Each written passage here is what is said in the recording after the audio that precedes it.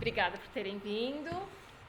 Vou começar com a audiodescrição, que a gente fez um combinado, né, com a consultoria da Malu, que como a gente ia fazer esses bate-papos sem projeção de vídeo, assim, a gente não ia contar com os fones, né, de acessibilidade em audiodescrição, mas ia audiodescrever. Então, para a gente se sensibilizar em relação a esse ponto, é também um convite para a gente perceber para as pessoas videntes o quanto a gente está atentos e atentas e o quanto de detalhes do que a gente enxerga acaba passando batido, né?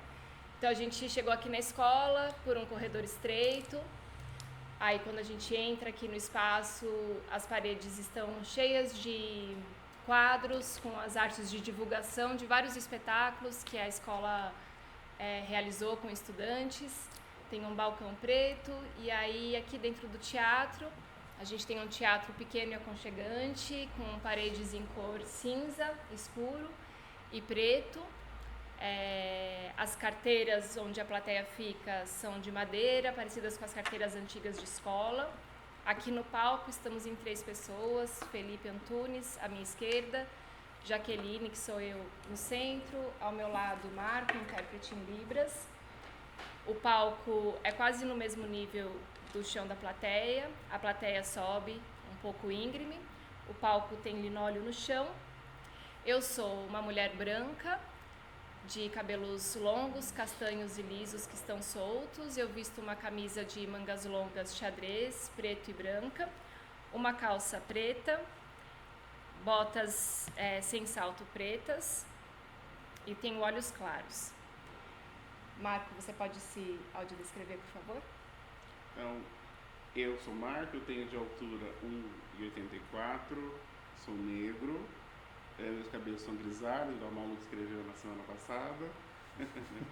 Meus olhos também são marrons escuros, eu estou usando uma camisa verde e uma calça cinza clara.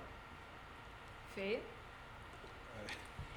Eu sou um homem branco, de barba, de cabelo cacheado, barba grisalha quase, de calça jeans escura, bota preta e camisa de botão branco.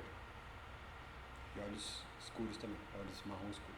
Quando o Marco for alternar com o Marcelo, com o Roberto, desculpa, aí o Roberto se audiodescreve. A gente tem aqui então acessibilidade em Libras. Esse projeto se chama Onde Estão as Alianças, que é um projeto de desenvolvimento de curta-metragem, de roteiro de curta-metragem. E a gente previu essas 3 conversas, que é um ciclo de encontros com o tema audiovisual e mudança social. E os 3 encontros têm convidados e convidadas que são da nossa equipe criativa. A ideia, a princípio, era que esses encontros fossem um pouco fechados para a equipe criativa, mas a gente abriu e aí está registrando também para poder ter mais chance de interlocução depois pela internet. Onde Estão as Alianças é um projeto que tem como ponto de partida conceitos como branquitude e relações interraciais para construir uma narrativa ficcional que vai se desdobrar na realização, produção de um filme. O tema de hoje é canção e trilha sonora originais, influências da música no imaginário coletivo brasileiro. Acho que a gente é bem conhecidos, né, internacionalmente, inclusive por essa relação muito próxima, né, com a música, com a musicalidade, especialmente com as canções. E o audiovisual, novelas, séries, filmes, campanhas publicitárias lançam mão desse repertório para também ajudar a contar essas histórias. A gente vai falar um pouco sobre isso hoje. E aí eu vou começar apresentando o nosso convidado, que é o Felipe Antunes. Ele é cantor, músico e compositor indicado ao Grammy Latino com sua banda Vitrola Sintética como melhor artista revelação em engenharia de gravação em 2015 e como melhor canção alternativa em 2016 com a música Deus. Ele é diretor musical, nessa função foi indicado ao Prêmio Shell de Teatro em 2019 como música pelo espetáculo Mãe Coragem, que teve como protagonista Beth Coelho e foi dirigido pela Daniela Thomas. Também assina a trilha sonora de Medeia, Gaivota, Ana Lívia e Petra com a companhia BR-116, que é a companhia da Beth e de outros artistas. Medeia, Gaivota também se transformaram, são peças audiovisuais, então acabaram se transformando em filmes e tem bastante a ver com o que a gente vai trocar aqui hoje. Na carreira solo, o Felipe lançou Embarcação em 2025, com produção de Fábio Sá e participação de Saloma Salomão na música tema. O álbum caminha pelos universos do soul, do blues, do samba e outros ritmos e experimentações em diálogo com a MPB. Também lançou Visão Noturna em 2020, que é um projeto multilinguagem com Nasti Mosquito, um artista visual e músico de Angola, que além do álbum, esse projeto traz um breve romance na forma de livro e uma zine digital. Lançou ainda Cru em 2018, em carreira solo, gravado em Portugal com o violoncelista holandês Charlie Hens e participações do rapper X, Lena Barrulli, de Moçambique, Nástio, Oswaldo de Camargo e Kika, e Lâmina, que foi seu primeiro álbum solo, lançado em 2016, com participações de Naozete, Hélio Flanders, Enzo Banzo, Juliana Perdigão e Bocato. Lançou em 2021 com Tulipa Ruiz e Fábio Sá o single Água Viva. Fê, muito obrigada pela presença, pela participação. Acho que a gente podia começar, se você achar uma boa, te ouvindo um pouco sobre essa relação da canção com a produção nacional, essas influências um pouco com a cultura nacional, assim, em relação a esse gênero musical. E aí depois a gente emendar para a relação desse gênero musical com a produção audiovisual. Pode ser? Pode ser. Boa tarde. Obrigado pelo convite. E também agradecer aqui o espaço, porque o Marcelo e o Ed foram muito prestativos, né, com a gente. E é um espaço muito bonito, muito acolhedor.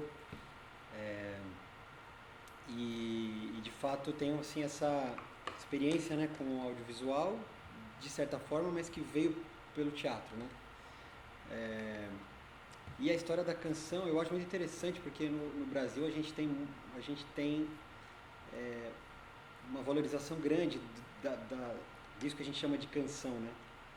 Porque em outros países acho que isso é um pouco diferente, mas sobretudo no Brasil, eu enxergo bastante isso no Brasil. Angola também tem uma coisa interessante em relação às canções, França, Itália e, claro, outros países também, mas eu vejo esse poder da canção, né, que é um texto, que é poesia, mas que também não é poesia, porque existe essa discussão, né, sempre, se letra de música é poesia ou não é poesia. E aí eu não tenho uma solução para isso, né, uma opinião formada sobre isso, mas eu gosto de trabalhar poeticamente as letras, né? Pensando que elas também poderiam, se necessárias, se sustentar sem a música. E com isso a gente cria histórias, né? Porque a poesia também pode criar histórias, pode ser mais imagética, né? Mas também tem muita possibilidade de criar história, narrativa, e com isso a gente consegue dialogar bem com as trilhas, né? E aí o Brasil tem essa cultura que também vem das novelas, mas também não só das novelas, né? Dos filmes também antigos já usavam isso como elemento, que é ter uma canção tema, ou ter uma canção tema de personagem, às vezes tem mais de uma, né? Porque são vários personagens, ou uma canção tema do filme, e aquela canção fica voltando de diversas formas ao longo daquela produção audiovisual ou de uma série, enfim, né? Então eu acho que isso no país está culturalmente mais já estabelecido. Claro que agora com essa entrada, né? Talvez a gente vai falar um pouco mais sobre isso depois, mas da inteligência artificial, isso de certa forma tendeu a se diluir, mas ainda existe uma resistência artística em relação a isso, porque é a maneira que a gente encontra também de contar as histórias de maneira mais autêntica, né? Porque como a gente sempre discute a inteligência artificial, ela sempre vai lidar com aquilo que já aconteceu, que já existiu. Só vai conseguir cruzar dados existentes. Então, tudo que a gente conseguir criar dali em diante, ela não vai conseguir reproduzir, ou vai conseguir reproduzir depois. Então, esse caráter inédito de uma canção num filme contemporâneo pode ser uma coisa muito importante, né? a gente trabalha, de certa forma, sou muito entusiasta disso, trabalho assim. E também nos espetáculos que eu trabalhei, nas companhias que eu trabalhei, no seu espetáculo, nos espetáculos da companhia com a Beth, ou com o Cacau, enfim, todos os espetáculos que eu trabalhei, eu tive quase sempre, depende da temática, né? Mais liberdade para fazer isso, para percorrer um caminho que eu achasse mais interessante, mais coerente para que fluísse artisticamente, né? E eu, em geral, encontro isso na canção. Aí eu gosto de criar a canção e partir dessa canção para daí estabelecer uma trilha. E não necessariamente usar essa canção, às vezes a canção nem é utilizada, né? No filme ou na peça, mas com isso eu consigo entrar dentro do universo daquilo que se estabeleceu no texto.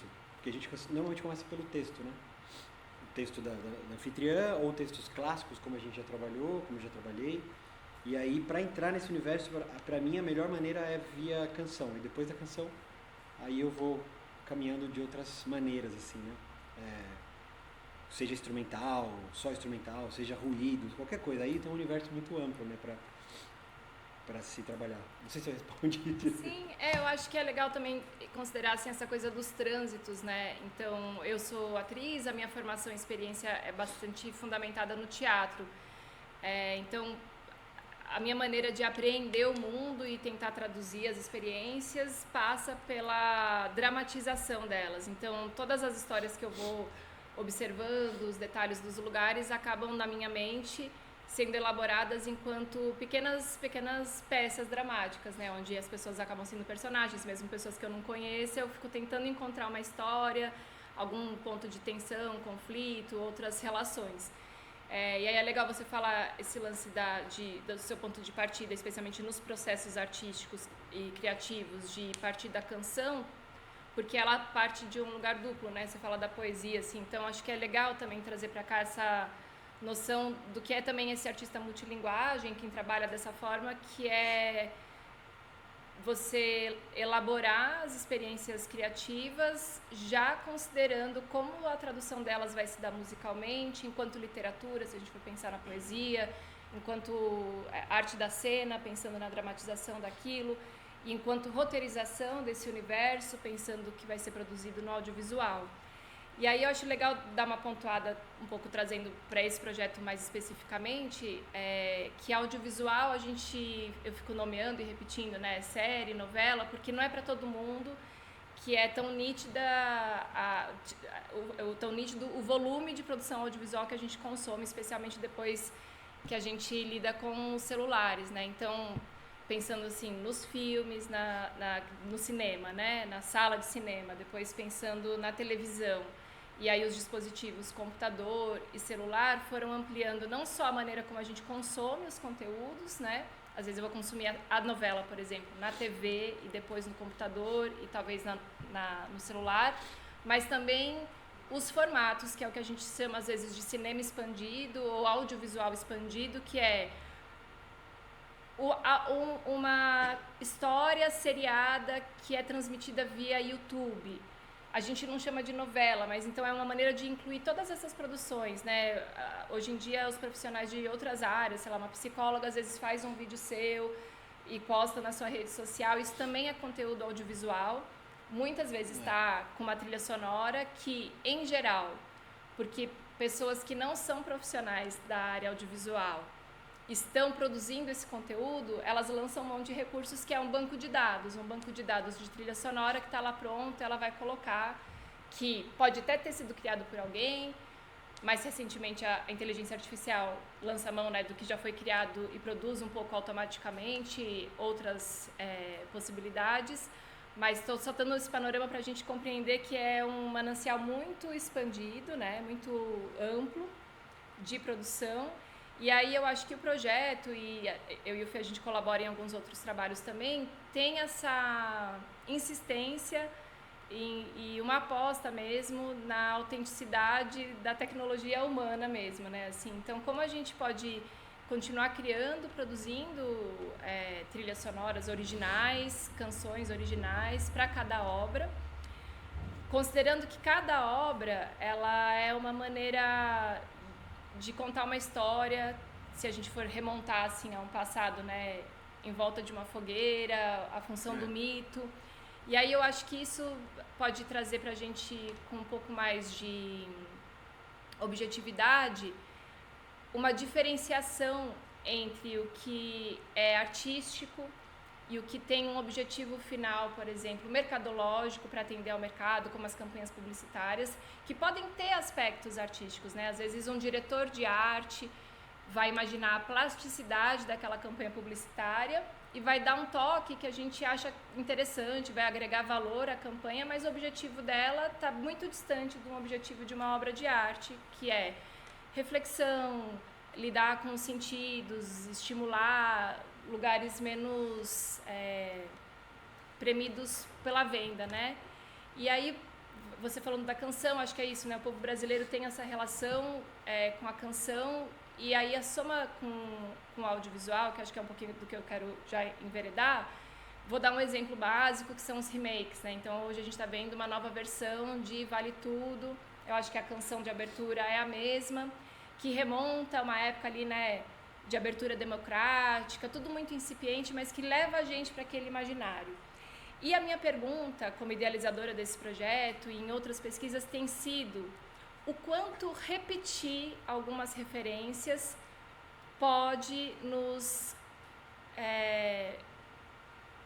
fazer, na realidade, repetir o contexto daquelas referências, né? Então, quando eu penso, né, que histórias que a gente vai contar hoje, quando a gente faz uma nova versão de uma música, eu acho que podem ser muito interessantes, novos arranjos, uma nova versão de uma novela, tem adaptações, essa novela inclusive vai trazendo personagens que não existiam, ou de uma maneira um pouco diferente, que impactam na realidade, que é muito importante. Mas eu também tenho uma apreensão assim, de alguns fenômenos recentes, claro, com base em muitas pesquisas de outras pessoas, né, profissionais e artistas de outras áreas, que é um imaginário que não muda. Então, sei lá, todo mundo vai cantar, nossos ídolos ainda são os mesmos, por exemplo. Ainda são os mesmos? E aí, ao afirmar isso, colocar isso enquanto algo que se repete ao longo de décadas e décadas e décadas, o que não muda, né, além da canção? Então, queria te ouvir um pouco sobre também essa relação com com o artista independente, a produção musical independente e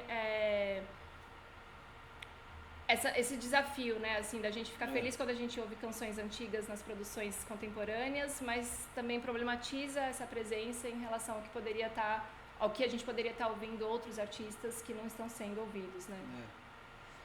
É um desafio, acho que do nosso tempo, talvez um dos maiores, assim, né, como artistas, assim.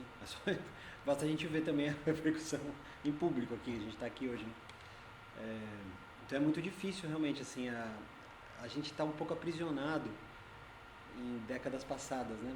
Eu acho, é isso, a gente está, às vezes, reverenciando e homenageando muitos artistas que a gente ama, mas eu tenho visto, assim, uma enxurrada de releituras, uma enxurrada de homenagens que às vezes são importantes, mas parece, quase começa a virar uma cara de precisar, e a gente como artista também às vezes precisa, né, se sustentar, pagar as contas com isso. Então você vai recorrer ao que já vai funcionar, ao que já vai bater no público e vai ter reverberação. Então a gente está vendo um monte de musical, né? Tá cheio de musical da música, né? Eu até comentei sobre isso, tem Rita Lee, tem Djavan, tem todo mundo tá aí, né? E a gente ama todo mundo, toda essa galera, mas ao mesmo tempo vai ficando difícil de você dizer que existem outras coisas possíveis para alimentar novas histórias, justamente para a gente não ficar aprisionado num certo período, naquele tempo, né? Uma abertura democrática que a gente passou por questões difíceis e ainda passa por dificuldades, né? Nesse limite político fascista e tal, mas ao mesmo tempo a gente precisa dar passos adiante, né?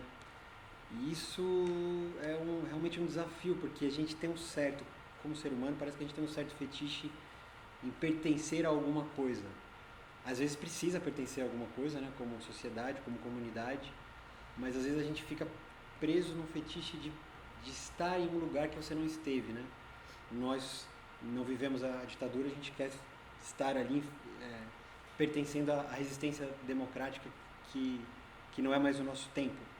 Então talvez se a gente conseguisse, de fato, cantar outras coisas que fizesse ressignificar histórias, jogar para frente uma mudança social de fato, a gente conseguisse transformar pouco a pouco o estado social que teve alguns ganhos, mas a gente ainda percebe os mesmos problemas, né? As mesmas violências, os mesmos preconceitos, eles ainda estão aí, né?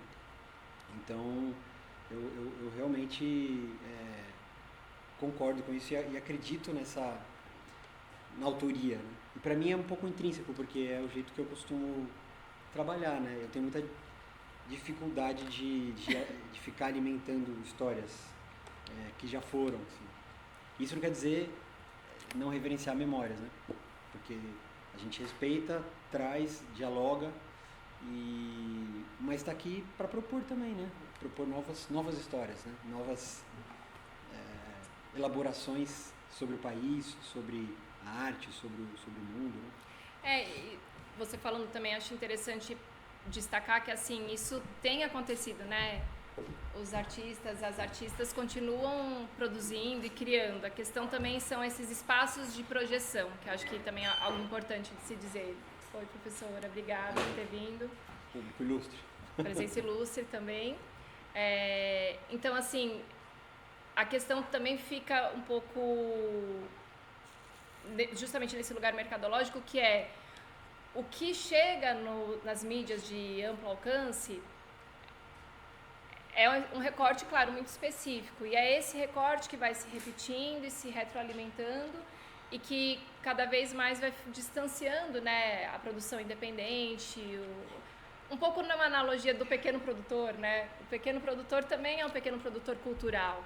Então, consumir, entre aspas, assim, os agricultores locais também tem a ver com consumir o que está sendo produzido pelos artistas locais. E é muito difícil, porque a gente está sempre nessa organização, né? Metrópole, interior, sempre pouca gente projetada e que representa, obviamente, um recorte muito específico.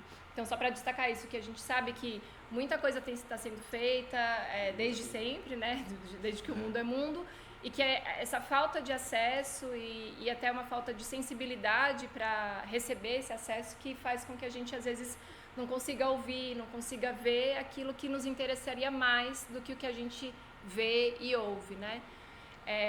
Tem uma coisa legal que a gente também, a partir das conversas aqui, da pesquisa, estou tentando elaborar, que é essa relação com a internet, né? Que tem toda a perspectiva negativa dos impactos que ela pode causar e as perspectivas positivas, e acho que uma delas é essa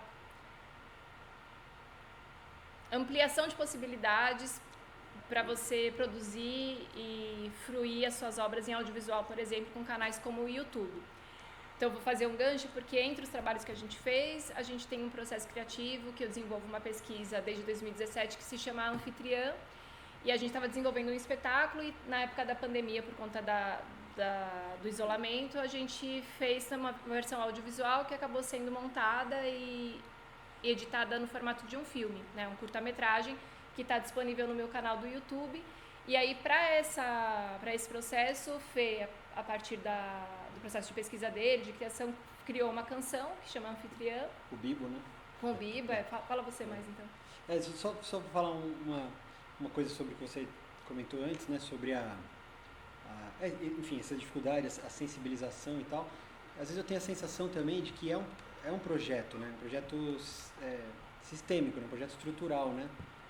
Político até, do neoliberalismo, do capitalismo e tal, para a gente justamente ir perdendo a sensibilidade, ir perdendo a relação com as coisas que nos trazem emoção, mas eu acho que é um projeto mesmo, é uma intenção direta, né? E a nossa batalha vai ficando mais complicada, mas ela continua sendo digna, eu acho, e ainda mais importante, né? Falando sobre o poder de canção, eu até num trabalho que eu fiz, que é um dos mais recentes de trilha, né, que foi o Petra, é um texto do Fassbinder, né, do alemão, Rainer Fassbinder, e nessa montagem da peça a gente usou também canções originais não, mas canções que o Fassbinder usou em outros filmes dele na época, de 70, 60, por aí. Assim. Então eram canções autorais novas que eu tinha escrito e também canções que ele já usou nos filmes dele. E um dos filmes que ele fez chama Lili Marlene, que é um filme que trata justamente dessa canção. É uma canção, Lili Marlene é o nome de uma canção. Que é uma canção que tem uma simbologia e uma complexidade enorme, porque ela foi um poema, na verdade, escrito em 1905, 10, por aí, 15 por aí, por um soldado alemão que tinha que ir para a guerra, e ele escreveu para duas mulheres, Lili e Marlene, uma era enfermeira, outra era uma amiga dele, com essa dificuldade de lidar com essa situação, de ter que ir para a guerra, né, e deixar as pessoas queridas e tal. E a música fez muito sucesso. A música nas rádios, que inclusive os nazistas iam tomando, ela era difundida e os soldados amavam, só que não só os soldados do eixo ali dos nazistas, os aliados também.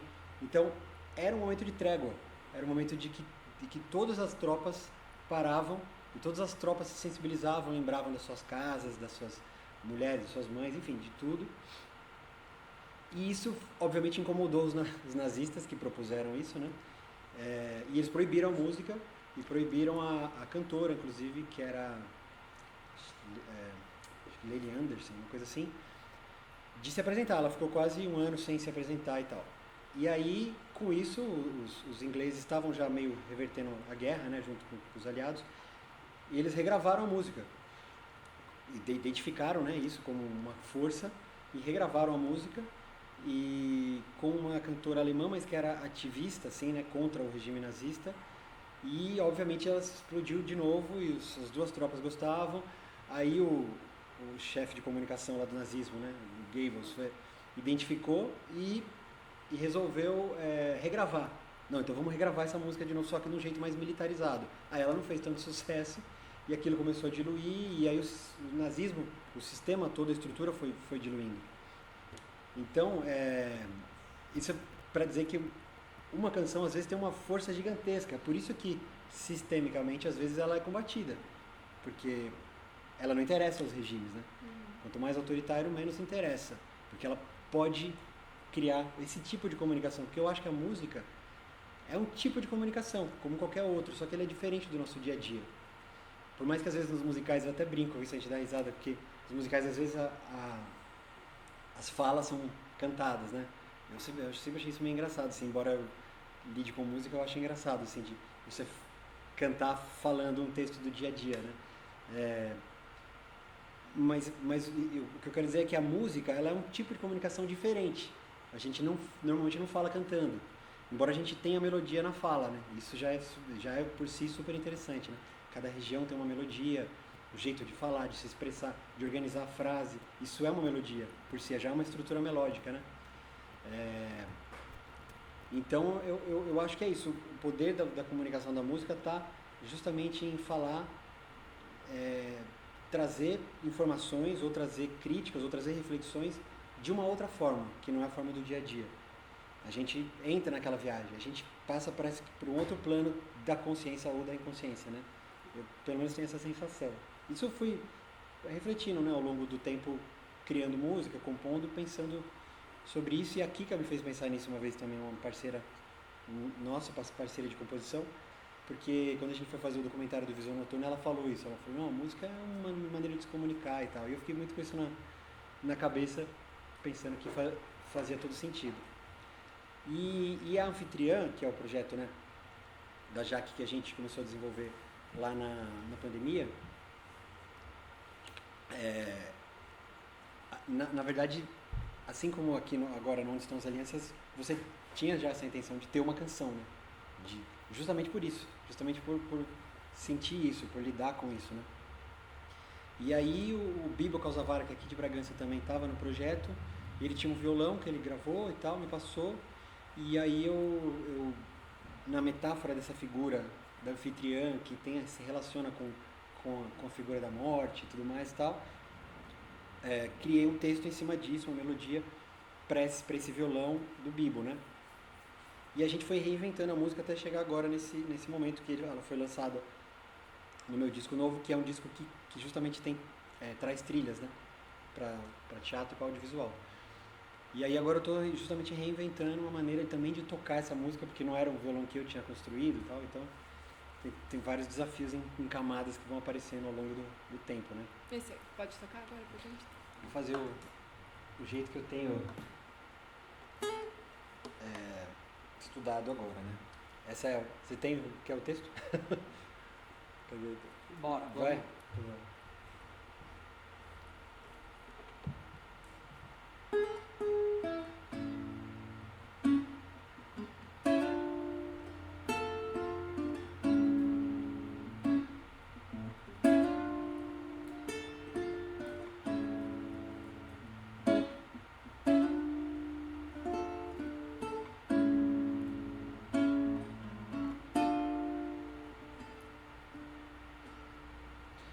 Se eu te esperei, vai saber quantas vezes disfarcei por nós. Vai saber. Sofre o tempo que plantar cada manhã.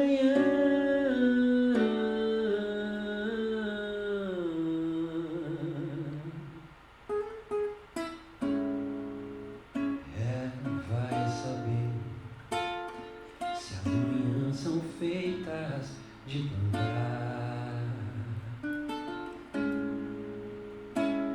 Boa noite pode ser. Se a noite é qualquer coisa que assusta ou nos une até iluminar.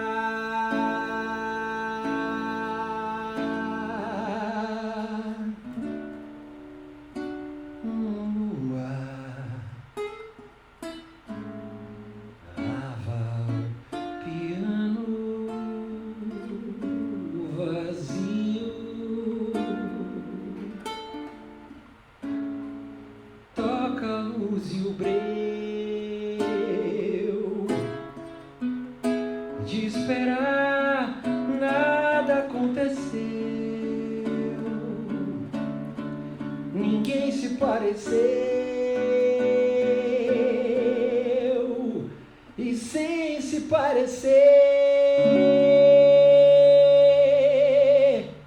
cabe imaginar se a fonte há tempo de ver quando acabar.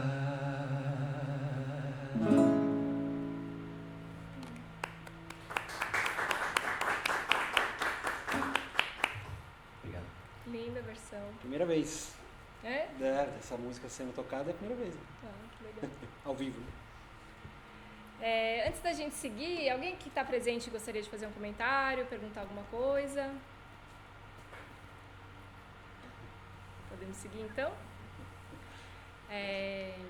Estou tentando também recuperar assim, os pontos que são importantes da gente não deixar escapar, porque a gente vai cruzando, né, os assuntos todos. Fiquei aqui também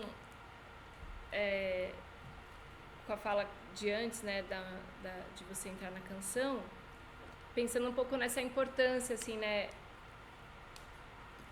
Tem uma coisa que a gente tem acesso a um volume bastante grande de informação e estímulo, né? Então eu fiquei assim, nossa, muitos artistas, muitas cantoras, muita música, essa sensação também às vezes paralisa a gente, acho que é por isso também que a gente vai recorrendo àquilo que é conhecido, né? Vou lá e acabo ouvindo a mesma música que eu já sei que para aquele clima que eu tô naquele momento pode ser boa ou não, né? Ao mesmo tempo eu também sinto que é isso, diante dessa dificuldade em lidar com os algoritmos, né? E com a manipulação mesmo, a gente consome uma coisa e vai sendo orientado para consumir algo parecido, e acho que também precisa desse empenho de cada uma de nós, assim, que tá difícil de dedicar, porque a gente tem as vidas muito corridas, com muitas questões para resolver, e às vezes a gente vai e lança a mão daquilo que é mais fácil, assim, né? Mas eu tenho repetido, assim, que eu acho que talvez o oposto da inteligência artificial, ou do aspecto nocivo dela, são os encontros presenciais, né? E aí fiquei pensando na coisa dessa imagem do frio que está fazendo, do calor humano. Então, eu acho que talvez nosso compromisso, também como artistas que colaboram, assim, tem sido com como desenvolver obras estimulantes e inspiradoras que tragam as pessoas para o encontro presencial, tanto para fruir com a gente, mas também a partir de uma canção do Fê, que alguém ouça, que essa pessoa se sinta estimulada a visitar alguém querido, ou a ouvir aquela música junto com alguém, dançar aquela música com alguém, né?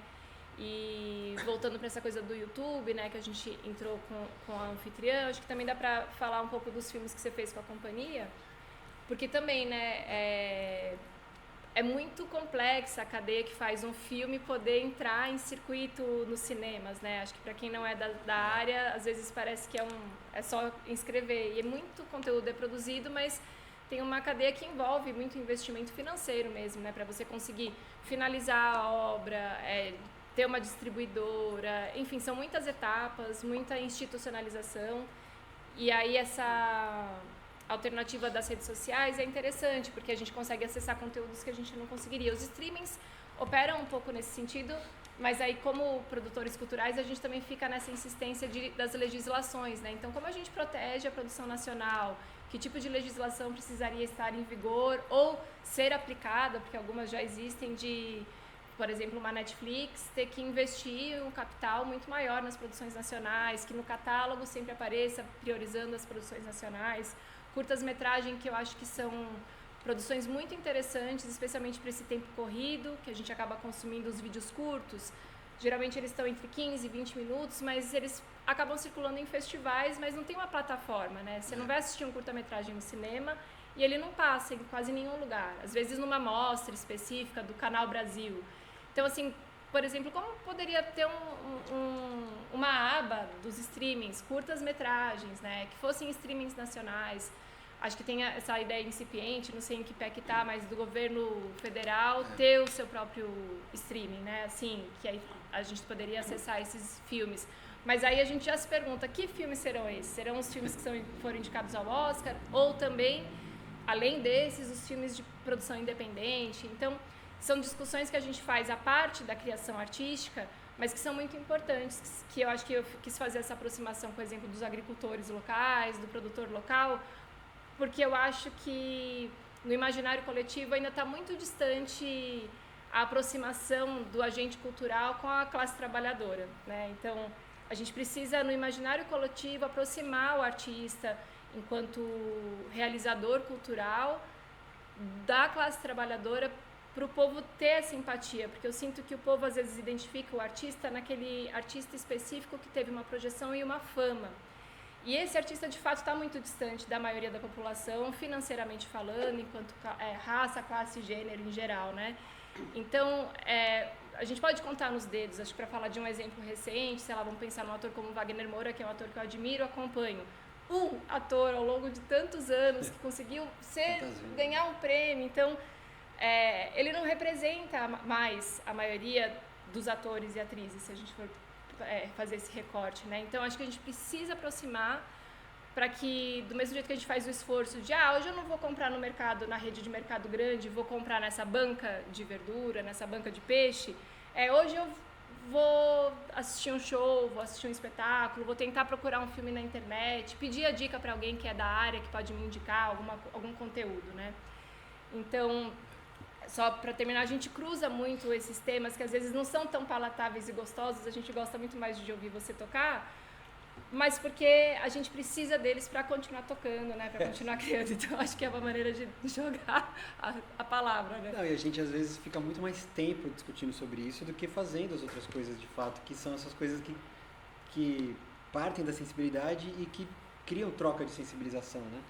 Mas a gente fica muito mais tempo discutindo isso, discutindo o sistema, a estrutura, como se relacionar com ela, como conviver com ela, porque a gente vai passando por etapas na vida, né? Tem época que você quer romper com o sistema. E tem época que você quer entender como sobreviver com o sistema. E até aí você vai dialogando do jeito que dá, né? Só tentando não sucumbir a ele de alguma forma. Mas eu acho que é uma questão cultural no sentido de, não de cultura como a gente entende de arte, né? Arte e cultura, mas cultural da sociedade mesmo, né? De criação educacional, enquanto cultura, de entender o seu espaço, o seu perímetro, a sua região, a sua sociedade, a sua comunidade, as pessoas que criaram aquela comunidade, quem são essas pessoas, né? E aí sentir que você faz parte daquilo, porque também tem isso, né? Essa lógica de desrespeitar e aí não pertencer. E aí você, não pertencendo àquilo, você quer pertencer a uma outra coisa, que é o que está sendo bombardeado o tempo inteiro no seu celular, né? Você quer pertencer ao Oscar, a Cannes e tal. Então aí sim você vai se dialogar com aquilo. Aí você vai defender aquilo como se fosse seu. Mas quando está no seu bairro, talvez nem tanto, porque você também não está querendo muito ficar ali, sabe? É uma coisa de deslocamento mesmo, né? Eu acho que a gente, como ser humano, está vivendo esse deslocamento permanente, né? De si mesmo, na sua sociedade, em você mesmo, né? Não sei.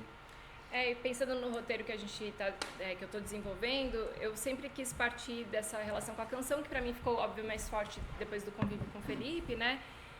Porque eu sinto que é como se fosse assim um recrutamento de muitas forças juntas para uma mensagem que a gente acredita, né, que inspira confiança, especialmente confiança de futuro, né, de perspectiva de futuro. Eu sinto que é chamar a galera do teatro para fazer cinema, que é muito diferente, a nossa perspectiva, totalmente. a nossa lógica é outra, né? Chamar a música para vir junto, para ir justamente aproveitando, lançando mão dessa força que tem a dramaticidade, porque também é uma outra conexão muito grande, né? O público nacional tem bastante conexão com a ficção, né? Assim, audiovisual, mais especificamente falando, né? Então, como usar isso a favor de determinadas mensagens, assim. Então, para a gente também pensar nessa coisa da influência no imaginário coletivo, tem uma música que provavelmente todos aqui conhecem, que eu particularmente tenho uma relação afetiva, porque é uma música que eu ouvi durante a minha infância inteira, fita cassete, meus pais são do interior, mas que agora eu não vou lembrar direito da letra, mas como é que é aquela lá? Ou me mata esse amor. Me mata, não. Ou mata esse amor ou me mata o ciúme, não é? Como é que é a música, gente? Eu não lembro direito. De quem que é? Agora me fugiu. É do sertanejo, né? Ou mata esse amor ou me mata o ciúme, acho que é isso. Tem essa frase muito emblemática. Assim como várias músicas de vários gêneros diferentes, mas eu costumava ouvir muito sertanejo, né? Quando eu era mais nova, especialmente, esses sertanejos mais raiz, assim. E aí é uma imagem que a gente não... Às vezes acha que ela é inofensiva, né? Mas é uma imagem que a gente tem na realidade, né? De feminicídio, que em geral 99,9% das vezes está atrelado a casos de ciúme, de companheiros, maridos, ex-maridos.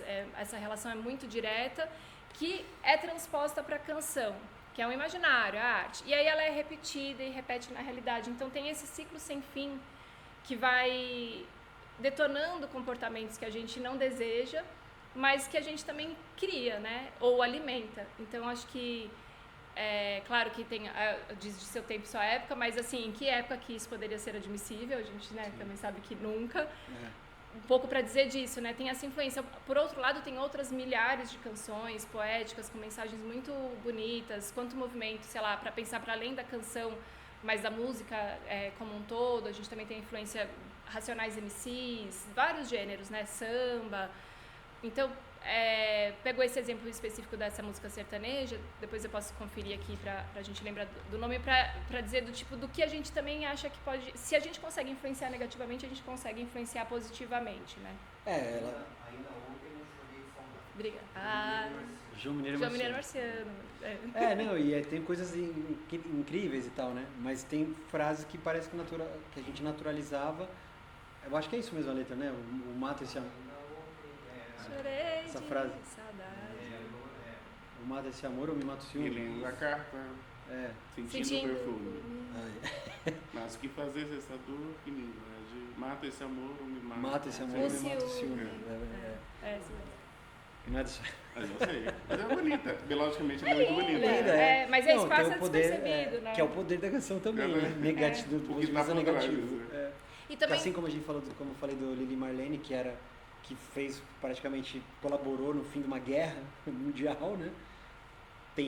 Tem outras canções que vão colaborar negativamente. Tem inclusive a canção lá da peça, que é uma canção em inglês. Como é que sim. é?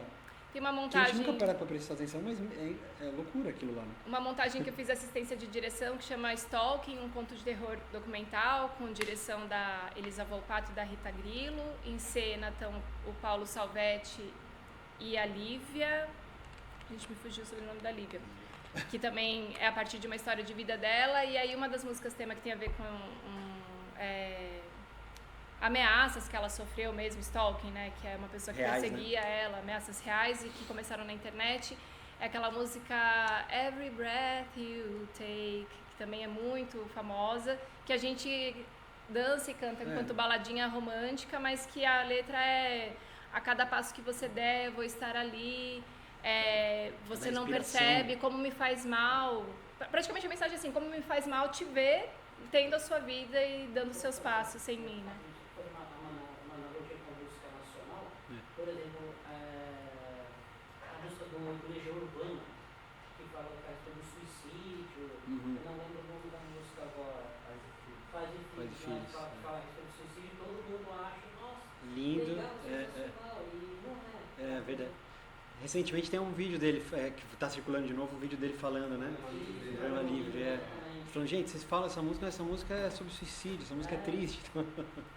É engraçado, né? Ele contando é engraçado. E tem algo interessante que é muito menos sobre desconsiderar essas canções, porque elas também dizem respeito ao momento histórico, cultural que a gente compartilha, mas justamente hoje ouvir certas músicas, a gente estranha, isso já é muito legal, né? Então eu estou presente, eu não estou reproduzindo uma coisa assim, nem refletir, né? E eu lembro de ter ouvido uma vez o Krenak falando sobre uma música linda, que eu acho que também tem outras perspectivas do Belchior, que a imagem, eu não sei se é dele a música, né? Talvez você possa me corrigir se não for, mas que é assim, viver, é a mesma que eu cantei no começo, né? Viver é melhor que sonhar. E aí na perspectiva indígena, que a gente está um pouco mais familiarizado, quem está atento a isso, né? Em relação à potência que o sonho tem diretamente nas nossas realidades, ele dizia assim, eu fico refletindo daquele jeito generoso, né? E muito sagaz do Krenak, se a frase não poderia ser: sonhar é treinar para viver. Então essas brincadeiras que a gente vai repensando sobre aquilo que já foi feito e que também influencia, então que outra canção eu faço a partir dessa que já me deu mensagens lindas, que melodia linda, mas eu vou tentar recuperar e reparar um pouco historicamente essas relações de gênero, por exemplo, né? E aí pensei um pouco de voltar agora para a sua trajetória. Acho que a gente pode, mesmo sendo obras teatrais, falar um pouco mais assim de cada uma delas, se você quiser encaminhar para tocar uma próxima, para a gente conhecer e também entender, porque acho que tem algumas que tinham relação, isso que você falou, essa tinha relação, como é que foram criadas, né? O que você fisga da obra para compor aquela letra? Você falou um pouco da anfitriã, então das outras também. Normalmente assim, varia um pouco, mas eu gosto de entrar no contexto, né, da peça, normalmente eu gosto bastante de estar nas leituras, porque no teatro tem isso, né, normalmente no começo dos projetos tem as mesas de leitura, a gente fica bastante tempo nessa fase. E eu gosto de estar ali, primeiro para ir entrando na história, e segundo para ir entendendo como cada ator, cada atriz vai se relacionando com aquele texto, né? E que tipo de intenção isso pode gerar para mim, enquanto trilha, enquanto canção, enquanto momento. E aí, a partir disso, eu vou entender também cenograficamente, a luz, que ambiente é esse que se submeterá a essa cena, para entender o clima dessa música, né? A peça precisava de canção, porque no original, inclusive, do Fassbinder, que é de 71, tudo se passa dentro de um quarto, e a Petra, que é a personagem principal, ela põe músicas para tocar, ela põe canções para ouvir, né, no quarto dela. Então a Beth, a direção, o Gabriel, me pediram para fazer canção, para ser tocada na peça mesmo, nesse ambiente. Na verdade, a primeira ideia era que colocasse um vinil e tocasse um vinil para representar esse momento. Mas, tecnicamente, estava ficando um pouco mais complicado, então ela pede música tal para a pessoa que trabalha com ela, e aí a pessoa sai de cena e coloca a música, né? E aí tem uma das canções que eu posso tocar que é a Febre Alta, né, na verdade, que é uma canção que eu entendi que precisava ser uma coisa meio que ultrapassasse um pouco de geração, mas que se comunicasse com esse ambiente sonoro de 70, assim, de soul, né, da música brasileira, mas do soul brasileiro, assim. E aí, no fim das contas, é engraçado porque na peça a música a gente acabou adaptando ela para o francês, porque a gente achou que o interessante ali era o clima, não necessariamente ficar entendendo exatamente todas as frases, mas um clima que se aproximasse desse universo da canção francesa, que é parecido com o brasileiro, né?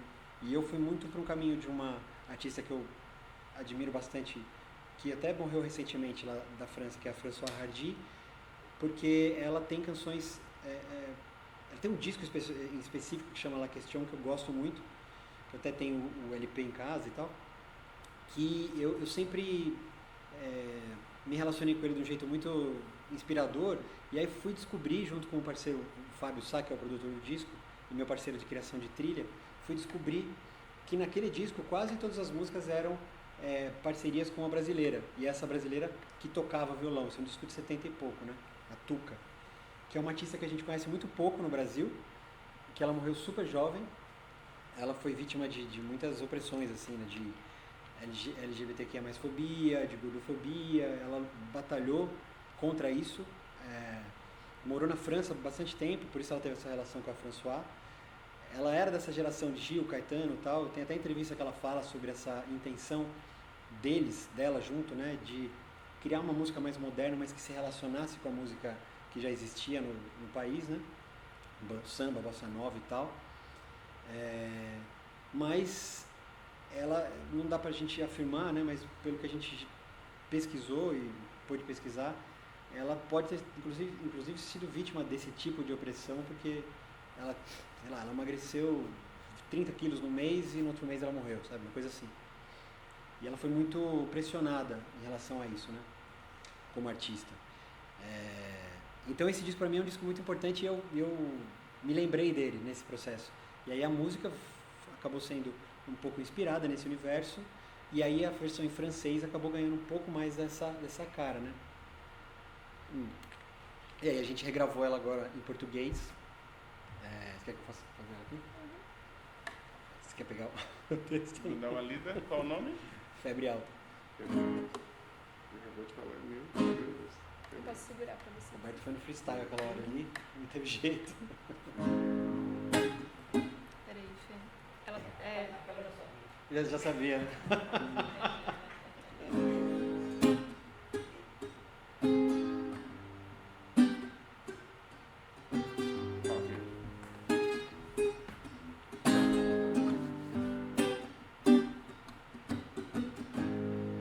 Quando abri a porta e você não estava aqui,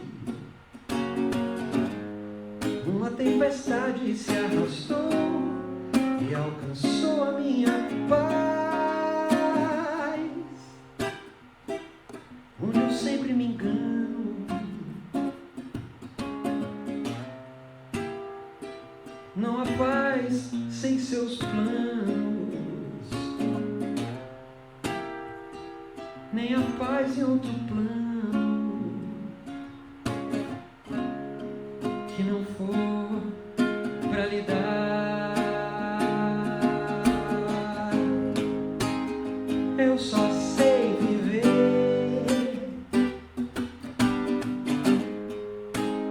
onde a vida acontecer, onde o tempo parar e essa febre baixar, pra dormir sem arder e acordar sem lembrar o que esqueci pra seguir, sem perder nem ganhar. Quando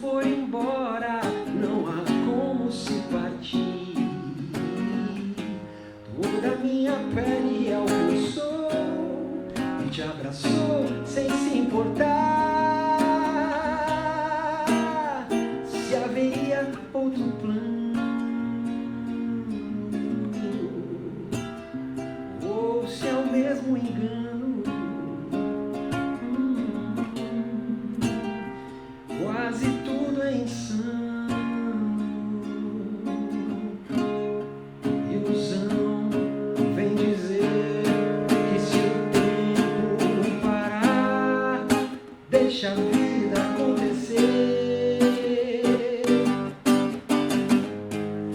e viver quem for viver. Não comparar essa febre baixar e dormir sem arder, pra acordar sem lembrar, se esquecer pra seguir. Não é perder, nem perder, nem ganhar.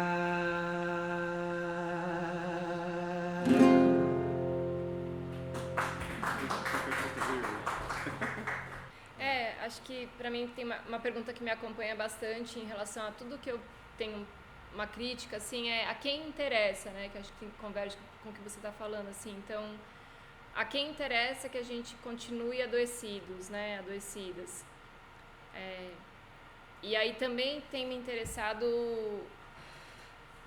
pensar quais são essas estratégias que estão ao nosso alcance para a gente ir no afirmativo, né? Porque eu também tenho sentido que o cansaço das nossas áreas, de todo mundo, né? Vai fazendo com que a gente fique vibrando numa frequência de muita crítica social, né? Quanto mais percepção crítica, mais intolerante a gente fica, porque está tudo muito errado mesmo. E isso vai gerando raiva, frustração, e aí eu tento entender qual que é a medida, o espaço que a gente reserva para as coisas afirmativas, né?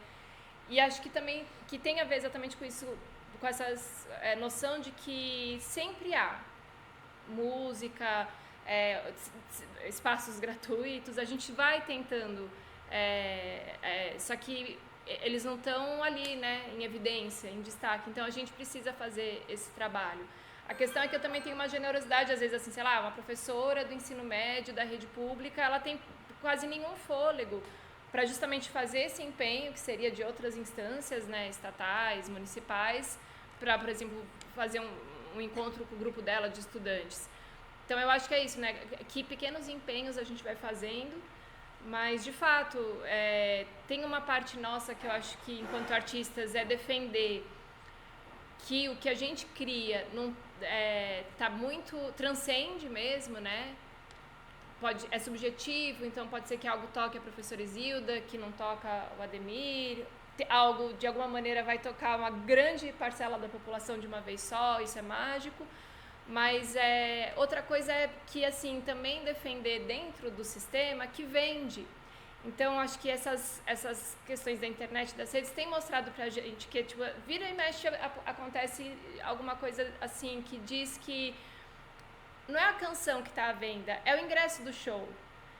Então, não é exatamente a criação, aquela reflexão que aquele filme vai promover que está à venda, mas é a ocasião daí da sala de cinema que tem esse ingresso. Então, também agregar valor financeiro ao que a gente produz é a única maneira de ser sustentável, porque o que eu tenho repetido também eu não sei se no meu tempo de vida eu vou conseguir ver a revolução que eu sonho ainda, né? Então, nesse tempo de vida, se ela não acontecer, esse sistema ainda vai estar organizando as coisas e a gente precisa ganhar para sobreviver, né? Como qualquer trabalhador e trabalhadora. Então, acho que também tem essa questão que é tipo, não, as pessoas querem sim ver filmes feitos por pessoas parecidas com elas, a gente quer ver as nossas tramas, não é à toa que eu sinto que hoje em dia ainda é grande, né, o Ibope de alguns produtos nacionais, mas assim, a gente também começou a ficar com um pouco de preguiça de ficar vendo o velho romance hollywoodiano. Aquilo não diz respeito a gente, não tem a ver com a gente, né? Então, acho que a gente está sensíveis, mas a gente precisa de espaço para conseguir ter um mínimo de competitividade com esse cinema hollywoodiano, porque as pessoas vão, né? Acho que, tirando todo o investimento financeiro que o Ainda Estou Aqui teve e que faz com que ele consiga chegar no lugar que ele chegou, também demonstra que as pessoas vão ao cinema ver cinema nacional, né? Então, não temos dúvidas disso. Acho que são essas duas coisas que são bem importantes, que é, para além de fazer bem para a saúde, a gente quer e vai consumir. Então, para quem está ligando para dinheiro, vai dar dinheiro para vocês, vai pagar a gente, todo mundo sai ganhando. Então, é comercial. O que a gente faz é comercial, né? É comercializável também. Não sei nem se essa palavra existe. Alguém mais? Da professora? Não, desculpa, quer falar alguma coisa? Quer falar alguma coisa disso, Fê? Não, acho que você falou tudo que a gente sempre discute sobre isso também, né? As questões culturais. Então, eu acho que de fato a gente está vivendo uma dificuldade mesmo na valorização e eu continuo acreditando que é sim um projeto, né? Um projeto para a gente, justamente quanto menos sensibilizado ou sensibilizada estamos, mais fácil de você vender produtos que controlem, né? Inclusive vender produtos para controlar também, né? Para você se controlar, para você não viver emoções, né? Então, eu acho que não tem nada errado para o sistema do jeito como ele é, né? A questão é que a gente não concorda que tenha que ser assim. Então, a gente está tentando, dentro desse sistema, sabendo que a nossa dimensão, nesse momento, talvez individualmente, porque fragmentou muito, né? A força coletiva se fragilizou, que também é uma parte de um projeto, né? Porque o neoliberalismo é justamente isso, né? É individualizar e competir, né? Então, todo mundo é um pouco meio. E aí a gente vai tendo mais dificuldade de se juntar e de estar em lugares que coletivamente a gente tenha força, né? Então, se o projeto é esse, o projeto está sendo bem sucedido. A nossa questão é como é que a gente consegue, dentro desse projeto, fazer com que ele tenha fissuras, né? Como é que a gente abre veias ali dentro dessa estrutura gigante para poder fazer com que muita gente sobreviva, e não só a gente, porque quando a gente está praticando esse tipo de elaboração, seja na forma de teatro, de música, literatura, a gente está intencionando justamente que mais gente participe daquilo. Não diz respeito individualmente a mim. Quando eu faço uma canção, eu não estou querendo que ela exploda e que eu fique famoso. Eu quero que ela seja parte de uma história coletiva, que as pessoas se identifiquem com aquela elaboração, ou possam se identificar com aquela elaboração, para que a gente junto consiga fazer alguma transformação. E aí isso vai sendo, vão virando ilhas, né, que podem se juntar num grande continente ou não, né? Essa é a nossa dificuldade, eu acho. E tem uma coisa que eu estava lendo a respeito, que o comportamento do consumo de música nos últimos anos, assim, especialmente das pessoas mais novas, ele é um comportamento muito diferente do nosso, assim, então, quer dizer, não sei do de vocês, mas do meu, né, vou falar por mim. Então, o consumo da música, ele vem necessariamente com o consumo do clipe, junto, né, do videoclipe. Então, geralmente, os lançamentos têm sido feitos assim, né? Eles já vêm com esse material, com esse pequeno filme, né? Que é o videoclipe, que é um formato relativamente recente, se a gente for pensar assim, né? Até falando mais de Brasil, sei lá, com a MTV, né? Quando ela chegou aqui. Então, para entender o quanto essas forças estão caminhando muito juntas, né? E o quanto parece que assim tem uma história que o compositor vai trazer, que nem sempre é a que eu interpreto, que vai ser traduzida de uma forma também diferente pro filme dessa canção, no formato do videoclipe, então vai se desdobrando e girando, assim, né, um pouco. Não, eu queria perguntar para quem está aqui, aonde se consome música, para saber que plataformas mais vocês usam. Como vocês ouvem? Spotify. Mais. Vocês usam por YouTube.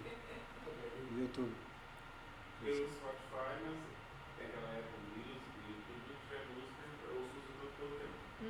Mas Apple Music também? Você usa as duas? A Spotify e Apple Music? Porque às vezes alguma versão de uma não está liberada aqui, nacional, né, do país. Eu estou dando música latina, às vezes eu tenho no outro não tem desse. Interessante, porque eu tenho percebido... Não liberam, às vezes, para algumas coisas. Eu tenho percebido, porque quando a gente lança um disco, né, a gente lança por uma distribuidora digital, e a distribuidora, ela coloca em todas as plataformas. Deezer, Apple Music, Spotify, joga para todas. E aí eu tenho percebido um certo movimento na Apple Music, às vezes até mais do que o Spotify e tal. E eu não tinha essa dimensão. Você já não... Algumas músicas ficam liberadas no outro, por exemplo, tem metade do álbum fica livre no e não fica livre no outro. Coisa estranha. Né? Já aconteceu. Direito autoral, essas brigas, né? E eu tenho percebido, você não é a primeira pessoa que eu ouço falar da Apple Music, que também está usando a Apple Music, então, só para ter uma dimensão dessas plataformas. E você, professora? Spotify? Também? YouTube, torrent, Roberto. Ah, você ainda baixa? Ainda baixa? Dá, mas na maioria das vezes é YouTube mesmo. YouTube. É o que mais eu particularmente não acesso esses aplicativos de Spotify, Sei, Apple tá. Music, normalmente é YouTube. Tá. Eu tenho uma pastinha lá que na maioria das vezes eu ouço ela offline lá, então Tá. dirigindo e tudo mais. Tá. Então, Porque é interessante você falar de torrent, porque no começo a gente lançava muito assim, ainda mais no independente, né, que a gente não existiam as plataformas, a gente não tinha acesso às gravadoras, então a gente mesmo disponibilizava no próprio site para baixar, e às vezes era troca por e-mail, aí você tem a base de contato. Eu tenho do meu primeiro disco, 2016, primeiro disco solo, eu tenho uma base de e-mail grande, que as pessoas davam um e-mail para baixar o disco. E aí isso também me permitia me relacionar com o meu público mais diretamente, conversar com as pessoas, mandar e-mail para elas. Hoje isso também nos foi cortado, porque com as plataformas ninguém vai ficar baixando, difícil, a não ser o Roberto que baixa as músicas, dificilmente as pessoas vão baixar as músicas, e aí dá o e-mail para isso e tal. E também o e-mail virou uma confusão que, né, muita propaganda. E aí quem tem os dados das pessoas são as plataformas, o Spotify, o Apple e tal. A gente não tem relação com o povo, a gente não pode ter contato das pessoas. A gente tem mais ou menos o que a gente tem acesso, porque a gente tem a página de artista dentro dessas plataformas. Nessa página a gente tem acesso aos dados demográficos. Então, quantos por cento de mulheres, de homens, idade, faixa etária e tal. Mas a gente não sabe quem são as pessoas. E na época do e-mail a gente tinha esse acesso direto, né? Engraçado. É estranho porque é de graça, né? De certa forma. Mas você criava uma relação, pelo menos. Né? E eu não canso de repetir que essas plataformas não são nacionais, inclusive as do e-mail, né? Os nossos e-mails estão localizados em sites que não são nacionais. Só uma coisa, alguém assistiu a série do Spotify? Tem uma série sobre o Spotify. Ainda não.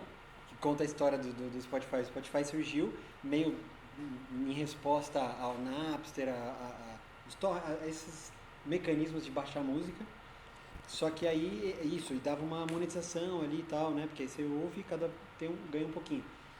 Só que isso gerou uma briga enorme com as gravadoras, porque as gravadoras também não podiam permitir que as músicas passassem por esse caminho de graça ou pelo Spotify se financiar. Só que a briga foi tão intensa que no fim das contas eles se juntaram, então as gravadoras também são sócias do Spotify. Então aquela quebra toda que era, vai quebrar as gravadoras, não quebra nada. Eles ainda são detentores do poder. Eles ainda ganham. Então eles ganham por todos os lados. E as ferramentas que a gente está ali falando, não, essa aqui democratizou, melhorou, também é controle deles. Tem uma coisa legal que aconteceu recentemente também, né, Fê? Que tem uma canção do Felipe que tá compondo a trilha sonora de uma série nacional que se chama Mal Me Quer, né? Na Warner. Que está disponível na Warner e acho que semana que vem, né? Tem 2 episódios que passam na quarta-feira à noite, para quem quiser ver em tempo real, né? Assim. Nem sei se é assim a expressão mais, né? Quase hoje em dia é tudo tão sempre no streaming que ninguém vê mais na hora, assim, né? E a canção é de 2015? A canção foi lançada há 10 anos, esse ano faz 10 anos e aí entrou nessa trilha, né? Dessa série. A canção chama Faz um Tempo, né? Uma outra coisa que eu lembrei, assim, que eu queria compartilhar aqui, que eu gosto de dar esses exemplos porque eles são bons pra mim também, né? Pra vislumbrar, assim, uma determinada situação da relação do audiovisual com o comportamento na realidade, as nossas reflexões e ações no mundo, que entre, assim, né, a era específica do rádio e o advento da televisão, as pessoas ouviam nas rádios, por exemplo, vou dar esse exemplo específico, muitas artistas negros e negras em determinado período, artistas brancos e brancas, que com o advento da televisão acabam reproduzindo o estilo mesmo, né, o jeito de tocar, o timbre de voz, é assustador até, a gente compara às vezes assim, né, artistas que vieram antes, mas porque são brancos e brancas, estrelam, nem vou falar o nome porque também não saberia falar o nome de todo mundo para equiparar, enfim, pessoas muito famosas do rock and roll, né, que a gente vai vendo que tipo são leituras, né, Então, como esse audiovisual funciona para manipular a opinião pública, para mostrar e para esconder certas histórias, até hoje é assim, né? A gente está engatinhando ainda, acho que em questões de representatividade. E aí entendendo também a força disso, né? Assim, quando a gente está falando das veias, né? Quando vão se abrindo espaços, a gente começa a ver algumas diferenças ali. Isso geralmente é fruto de muita luta, né? De muitos movimentos sociais. E tem algo também que é interessante aqui no projeto, que a gente teve um primeiro encontro que foi com a professora Isilda, que está aqui, felizmente. Esse segundo aqui com o Felipe. E a gente tem um terceiro encontro semana que vem, nesse mesmo dia e horário da semana, aqui no Teatro Escola Segundo Ato, com a Malu Silva, que é a nossa consultora em acessibilidade, também é intérprete de Libras do projeto. Hoje ela não pôde estar presente porque está trabalhando em outro lugar. E aí a gente também vai voltar à discussão sobre audiovisual e mudança social, acessibilidade, comunidade surda, pessoas com deficiência visual e outras deficiências, né? Então, isso também é algo que tenho tentado como artista, eu elaboro em cena, né? Assim, como traduzir? A gente raramente vê as pessoas com deficiência, em geral elas são retratadas de uma maneira bastante rasa, numa perspectiva muito específica. Quem escreve essas histórias não são pessoas com deficiência em geral, então temos todas essas problemáticas. Mas eu volto para esse exemplo que eu estava dando da televisão, né, em relação a artistas negros que foram impedidos naquele momento de se apresentarem, né, quando eram vistos, para a gente pensar nesses sentidos, né, porque a gente consome muito pessoas videntes e ouvintes, né, a gente, em geral, está muito influenciado pelo sentido da visão, né, então, na nossa experiência como um todo, a visão chega sempre antes, agora com a coisa dos fones de ouvido e especialmente dos centros urbanos com ruído sonoro muito alto, a audição está muito estimulada, mas também de uma maneira bastante nociva, a gente ouve as coisas muito alto no fone, fica o tempo inteiro com um barulho constante. Então, para entender um pouco o que a gente vê, ouve ou deixa de ver e ouvir, mesmo quando a gente é vidente e ouvinte, na cena, né? Eu tenho investigado bastante que há pouco espaço para o silêncio, tanto no teatro quanto no audiovisual. Assim, é muito raro a gente ver cenas em que a gente não ouve o silêncio, né? Em geral, quando tem um silêncio de fala, a gente tem a trilha sonora, né? Alguma trilha sonora instrumental ou alguma canção. E é também trilha sonora pensar no silêncio, né? A própria música é sobre os tempos de silêncio junto, né? Então, estou lançando isso aqui porque são coisas que eu tenho pesquisado. Como traduzir para um roteiro, né? Como encaixar isso? E o que a gente não vê?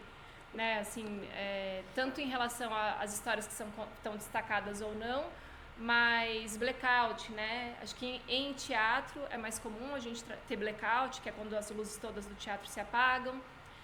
Mais recentemente, por conta da lei que garante a acessibilidade comunicacional, é muito especial também notar esses tempos de apreensão, porque quando a gente tem o blackout, a pessoa surda perde totalmente o referencial, né? Assim, porque ela não ouve e aí ela passa a não ver. Se alguma coisa sonora está acontecendo, ela não está na mesma página, né, por assim dizer, das outras pessoas ouvintes que estão ali presentes. Então tem tido esse momento que às vezes acende a luz e aí a intérprete de Libras traduz o que aconteceu no blackout. E isso tudo eu sinto que é muito rico enquanto jogo, pensado não como algo específico da acessibilidade comunicacional, mas como a acessibilidade comunicacional é trilha sonora, porque o que eu ouço e o que eu não ouço é musicalidade quando a gente está falando de arte, né? Então, também queria perguntar um pouco isso para você, assim, né? Do tipo, nas montagens, às vezes a gente fica nesses embates quando está criando juntos, não, aqui eu quero tal coisa, enquanto direção artística, e aí enquanto direção musical a pessoa não quer, ela quer essa canção assim. Eu queria uma letra, às vezes que fosse uma comunicação mais imediata, queria que as pessoas entendessem exatamente aquilo que eu quero que elas entendam. O Fê é um compositor que tem uma poesia que nem sempre é tão direta, assim, que é muito especial, né? Que acho que dá mais liberdade interpretativa, então pensei um pouco de você falar sobre isso, assim, como você entende esse silêncio e o que é audível, né, na cena. Você falou que teve bastante liberdade sempre para criar, mas também sei que nem sempre as canções entraram, especialmente na Petra entrou em outro idioma. Como são essas escolhas, né? Não, eu acho que, só um parênteses, eu estava procurando aqui, eu não acabei não achando, porque já que eu sei que um dos artistas que ela estava falando tem a ver historicamente com Elvis.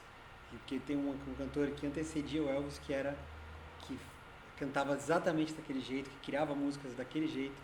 E, na verdade, ele é mais ou menos do mesmo período, só que ele já fazia assim. E aí eu estava tentando encontrar e não encontrei aqui. No filme dele, Aparece? deixaram bem claro de onde ele foi, né? Porque não falaram isso, mas de certa maneira. Quando Conta ele isso. vai naquela igreja, sim, Eu quando não vi. chega nessa igreja, onde esse cantor cantava, né? Que na verdade é um culto deles, né? Tocando aquela coisa soul e tal, né? Deles, né? Country, já na verdade. E aí, quando ele recebe o Espírito Santo durante essa situação dele na igreja, é que ele se torna artista. Então, ele incorpora tudo aquilo lá, né? O roubo. Incorpora, né? Incorpora, né? Veio de uma outra dimensão e ele se torna artista. Mas não é só ele não, porque a Beyoncé agora tem que justificar porque fez um álbum country e a origem é negra. Sim. Ela foi trabalhar e ganhou o Grammy depois de muitos anos fazendo essa música agora, né? Então tem esse problema aí. Nesse sentido do mesmo tema, tem um filme que é bastante pop até, que é que a Beyoncé faz, inclusive. Ela interpreta a Etta James, que chama Cadillac Records, que é um filme muito legal, que fala justamente, não sei o nome de todos os artistas, mas sei que tinha Muddy Waters, né? Que também fala justamente dos Rolling Stones, que aí na TV aparecem os Rolling Stones, mas eles estão fazendo algo que é, né, quase uma réplica, se for pensar assim naquele princípio desses artistas que estavam ali tocando antes, né? Então, E muita gente acabava simplesmente vivendo essa onda, mas alguns até, os Rolling Stones até queriam fazer junto, né? Queria fazer com o Muddy Waters, queria fazer com outros personagens ali que os influenciaram, né? Mas tem uns que nunca assumiram nem assumiram, né? Essa situação, esse privilégio, né? E desculpa te interromper mais uma vez, mas só para aproveitar o gancho, porque no dia que a gente conversou, né, professora, um dos temas era a idosidade, esse envelhecimento, e para mim, por isso que as coisas são muito integradas, porque aí também, não sei se foi na posse do Obama, ele foi dançar uma música com a Michelle Obama, obrigada, e aí ela escolheu justamente uma música da Etta James, só que quem cantou foi a Beyoncé. E aí eu ouvi toda essa crítica, porque a Etta James, agora eu não tenho certeza, que eu não acompanho tanto a trajetória dela, mas estava viva, né? E poderia ter cantado ela, né? Então, quanto que é justamente o que é televisionado, né? Assim, era uma oportunidade de uma cantora mais velha, idosa, que é, né, muito importante para o cenário cultural, especialmente para a música negra, ter cantado a música que é dela, inclusive, mas aí já foi uma artista negra mais jovem, né? Então, por isso que eu falo, tipo, a trilha sonora, sobre idosidade, tá sempre tudo... as coisas são muito juntas, assim, né? Não é segmentado. E uma outra coisa que você falou também sobre as questões de acessibilidade, né? Tem uma história interessante, porque acho que faz uns 2 anos atrás eu fui dar uma oficina de trilha sonora lá no Sesc Ipiranga. Eu e mais 2 parceiros meus de criação, o Fábio Sá e o Alan Abadio. E foi muito interessante porque eram 8 encontros. E logo no primeiro dia a gente percebeu que as pessoas participantes que se inscreveram eram muito diversas, assim. Tinha pessoas brancas, pessoas pretas, pessoas indígenas, tinham pessoas trans, tinha pessoas de outras nacionalidades. Pessoas com deficiência Pessoas com deficiência. E aí isso foi mais interessante, assim, porque no primeiro dia era uma oficina de trilha muito baseada no audiovisual, na tela, no que a gente vê e como a gente conduz a imagem com o som. E aí tinha um participante músico cego. E ele chegou no primeiro dia e a gente já teve aquele impacto de falar, e agora, né? Toda a nossa reflexão, toda a nossa construção foi elaborada para poder ser vista. A gente ia projetar coisas na tela, para a gente poder criar em cima daquilo que estava acontecendo. Então, a gente já foi uma quebra mas muito interessante, uma provocação, né, para a gente ali no momento. Ele e depois eu descobri que ele lá no meio da acessibilidade e tudo mais, ele é até muito bem conhecido lá, o Ari, um pianista, Ari Protásio. O pessoal lá conhece ele e tal. E ele super tranquilo, não, fazer, não, eu vou fazendo aqui, não tem problema, então fazia piada junto, era muito divertido. Mas o Sesc teve esse comprometimento já no primeiro dia, porque a programadora percebeu e falou, a gente precisa dar o recurso de acessibilidade para ele. A gente foi conversar com ele, ele falou, não tem problema, mas aí ele falou, claro, se tiver é bom, mas não exigiu. Mas que bom que ela insistiu, a gente insistiu com ela e a gente teve aí a audiodescrição. E aí foi muito interessante, porque a maior parte das pessoas enxergava, então podia criar o som a partir do que estava vendo, mas ele criava o som a partir do que se descrevia a ele, né? E foi uma experiência muito boa para todo mundo, porque todo mundo evoluiu um pouco, deu um passo a mais nessa convivência comunitária, né? Enquanto sociedade, assim. Então foi uma experiência ótima e eu acho que quanto mais a gente puder incorporar isso, por isso que eu acho que o Anfitriã, né, o Tempo Não Existe Mais, os projetos que foram derivando do Anfitriã, onde estão as alianças, é um projeto muito simbólico, porque você tenta trazer para dentro da cena uma coisa que ainda é incipiente na criação artística brasileira e ainda é deslocada da cena. Normalmente a pessoa que está fazendo a tradução em Libra está no canto, ou está fora do palco, ou está, assim, não está compondo com a criação. E você trouxe isso, no caso do Tempo Não Existe Mais, você trouxe a Malu para dentro da cena, como atriz, inclusive, que ela tem formação, né? Então eu acho que é uma coisa realmente, de certa forma, pioneira, assim. Eu não vi outros espetáculos assim, né? E acho que tem muito a ver com também essa equipe, né? Isilda, Malu, a gente vai continuando fazendo as coisas juntos e vai vindo, e acho que com essa noção mesmo, eu tenho essa experiência em hospitais, né? Então, no hospital, assim, quando você entra como artista num quarto, você precisa estar muito atento a várias coisas, porque tem questões de risco de vida, inclusive, né, ali, dependendo de como você joga. E aí também no convívio com você, né, você começa a pensar também musicalmente. Então, o que são esses barulhos, né, dos aparelhos no hospital? Acho que também é isso, assim, você vai precisando integrar esses saberes, assim, e me interessa, porque tem uma coisa da interpretação em Libras, né, que é uma expressão corporal, em geral também tem uma expressão facial, que é muito interessante, que eu até brinco que às vezes alguns atores fazem algumas oficinas específicas de teatro para alcançar coisas que eu acho que talvez alguma vivência com Libras poderia ser muito mais eficiente para a gente alcançar algumas expansões de expressão corporal, né? A Libras, como ela é gesto visual, então as informações que nós outros temos na voz, né, os surdos têm as expressões faciais corporais. Tanto que nós temos sinais em Libras, que são chamados de sinais manuais, que são justamente as expressões, as caras e bocas, né, que é ditas popularmente, na Libras, são as expressões faciais corporais, que tem tudo a ver com o teatro. Claro. E eles cantaram silenciosamente, os dois. Sim. É possível. Sim. E até é isso, assim, eu sinto que as pessoas videntes e ouvintes, que nem hoje é uma pena, claro que a gente não tenha pessoas surdas, pessoas cegas que também poderiam estar aqui nessa troca, seria um enriquecedor. Ainda assim, eu tenho achado cada vez mais importante para as pessoas videntes e ouvintes perceberem, né? Por exemplo, isso, assim, tem uma das cenas que eu estou desenvolvendo para o roteiro, que às vezes a gente vai discutir questões de raça e a gente vai usar um recurso específico, vai falar explicitamente sobre aquela desigualdade que está acontecendo. Mas na audiodescrição, por exemplo, se a gente estivesse, né, com fone ou com acesso a uma audiodescrição, aí tem uma premiação. Uma mulher branca sobe ao palco, abraça uma mulher branca que lhe entrega... E se a gente conseguisse narrar, vai ficar evidente que só tem mulher e homem branco naquela premiação. E é assim. E aí essas coisas me interessam. Como falar que é racismo usando a audiodescrição como cena, né? Enfim, tudo isso acho que são coisas que a gente vai falar bastante na semana que vem, né?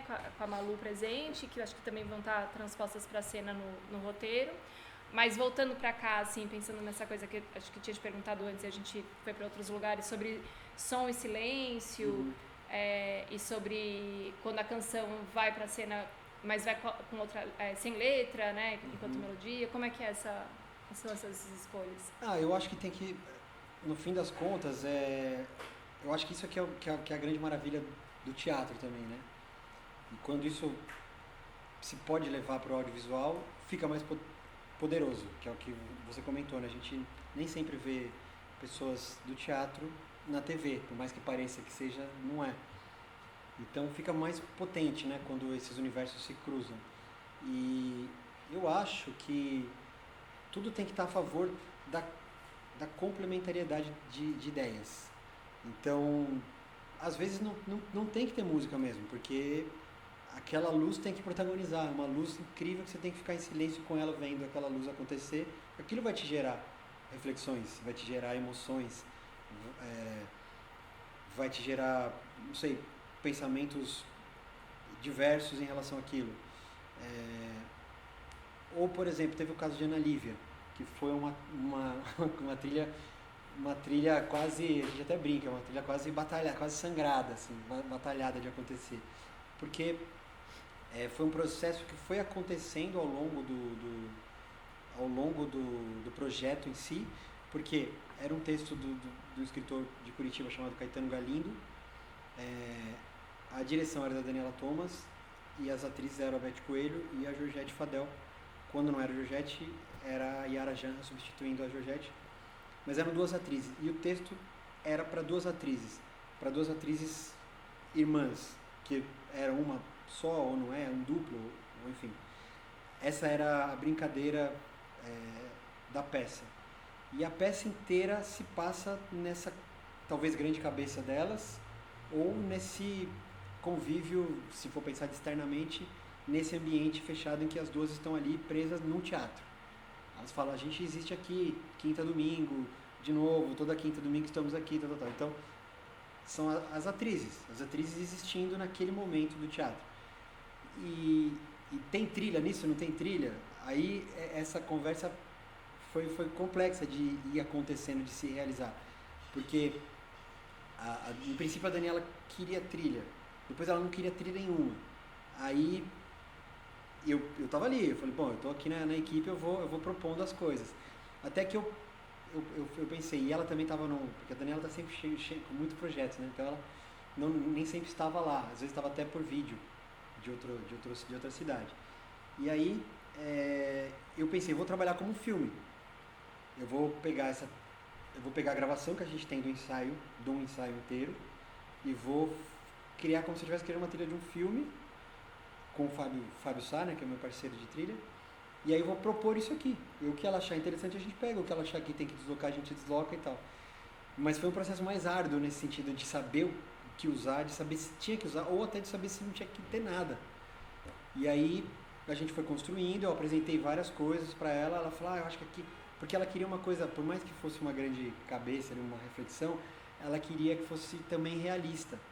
Então, como que essa música começa a tocar de repente? E aí aí ela pensou nisso porque a gente usou esse elemento estético no áudio. A gente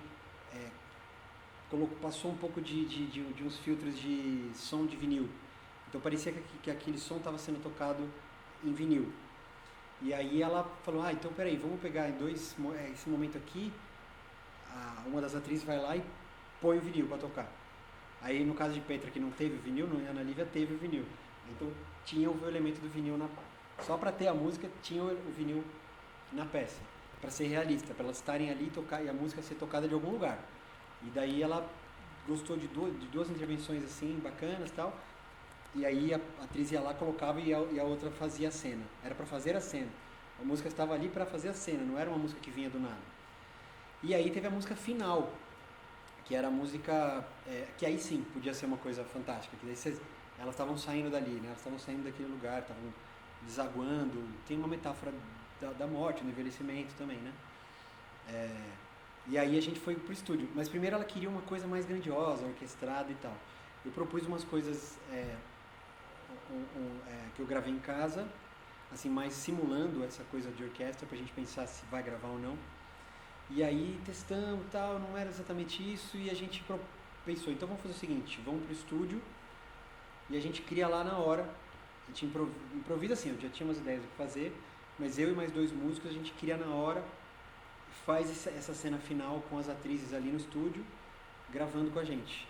E daí o que ficou mesmo como final da peça, como trilha da peça fantástica, assim, que entra fora da cena, foi esse improviso que a gente fez no estúdio, né? Meio ao vivo, a gente tocando, eu toquei piano, o Fabinho tocou sintetizador e o Rovilson guitarra, né? Então é isso, às vezes é uma batalha pra você saber se aquilo... às vezes, pra mim, faz sentido ter um som ali, porque senão vai ficar meio... Às vezes até a atriz, o ator fica vendido ali, numa situação, eu acho. Mas, de certa forma, às vezes você tem que também respeitar aquela sensação da direção geral, principalmente, né? Mas coletiva, que aí a gente entende junto que, não, peraí, realmente ali aquele silêncio absoluto é melhor. Vai dizer mais do que a música, sabe? Então, ela não pode protagonizar. Acho que talvez seja essa a grande lição, assim. Ou ela é cena mesmo, ela está ali para fazer isso, ou ela não pode ficar roubando a atenção. Porque para mim é sempre a minha batalha quando eu estou criando trilha. Não fazer com que ela não roube a atenção do que está acontecendo. Ou com que ela não force emoção, sabe? Às vezes ela colabora, ela pode colaborar, sustentar, mas não inventar uma emoção ali. Isso eu também não gosto muito de trilha. Quando fica te forçando a chorar, você vai ficar emocionando por causa da trilha, mas não está indo para aquele lugar. Então, eu acho que tudo tem que ir, se tudo vai. A trilha não pode forçar. É legal porque você falou isso, eu lembrei até de uma brincadeira que é bem da nossa geração, não sei se é da de vocês também, que é assim, no colégio, quando você não está querendo assumir muito que você gosta de alguém ali, né?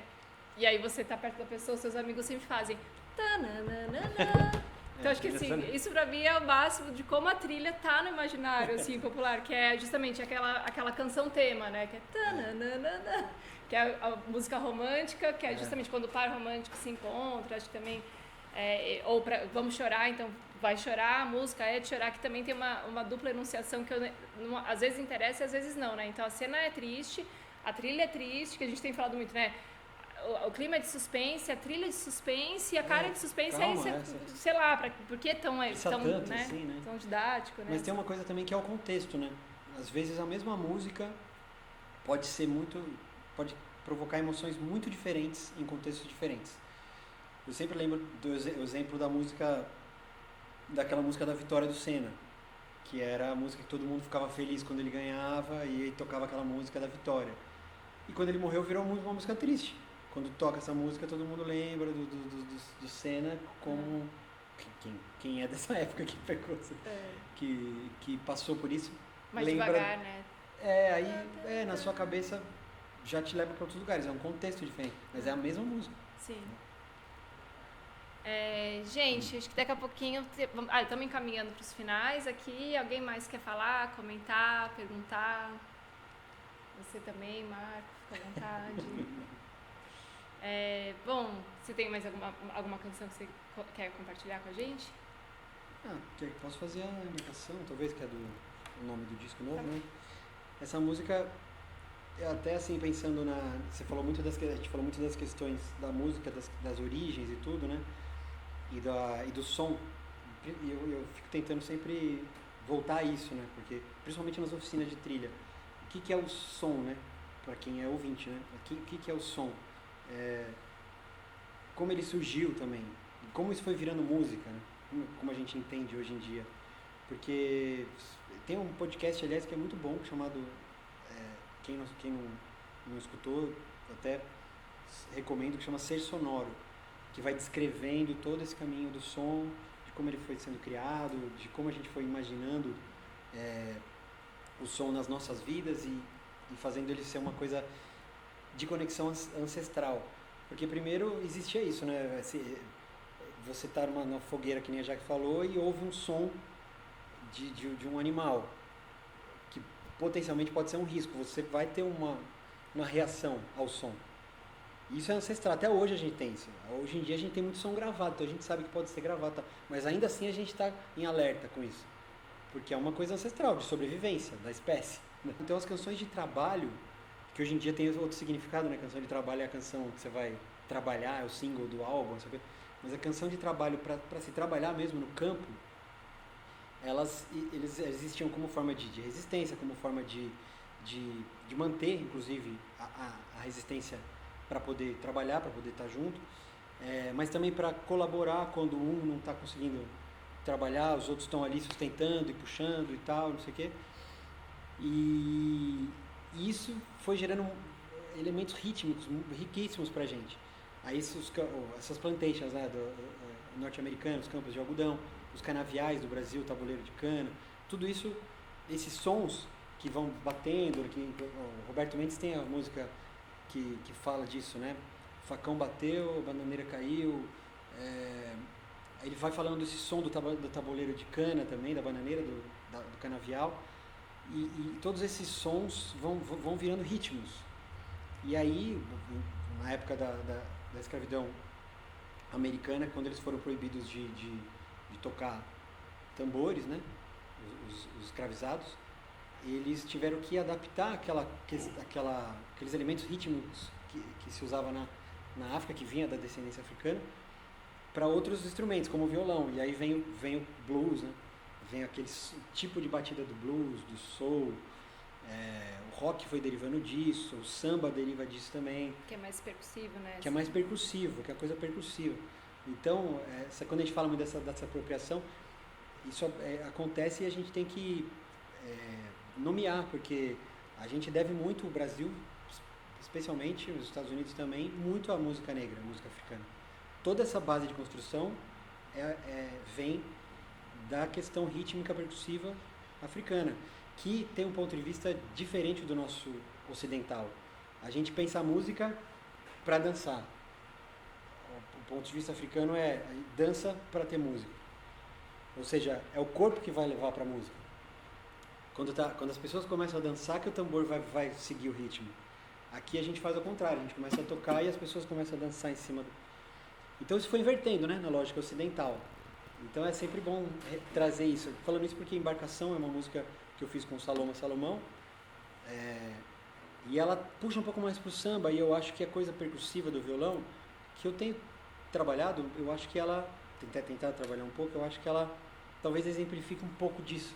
Porque o violão, ele o Roberto Mendes, que é um compositor de Santo Amaro da Bahia, ele tem essa frase que eu acho muito bonita, que o violão é um instrumento de percussão ferida. Que ele é percussivo. A gente não entende muito ele como percussão, mas ele é percussivo. Mas é ferido, né? Que ele é melódico, ele tem suas dores, né? Deixa eu achar a letra. Ah, é, boa. Senão eu embarco. Embarcação, é a terceira, eu acho.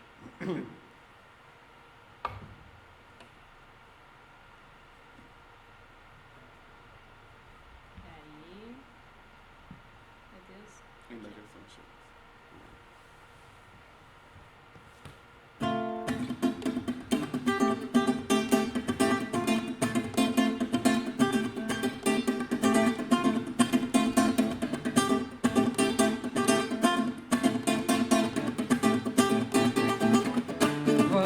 Não vai dar. Mas esse povo cansado, condenado, não julgado, pode sim se revoltar. Pode ser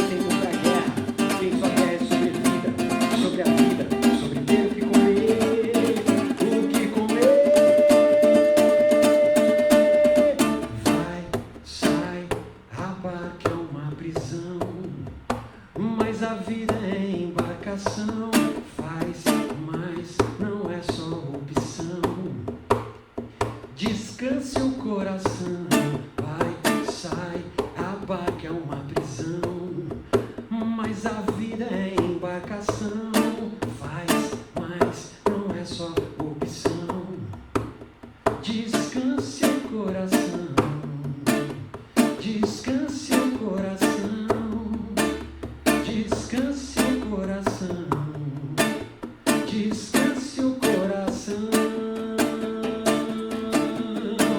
Vai, não vai dar, vai, não vai dar, vai, não vai dar, vai, não vai dar, vai.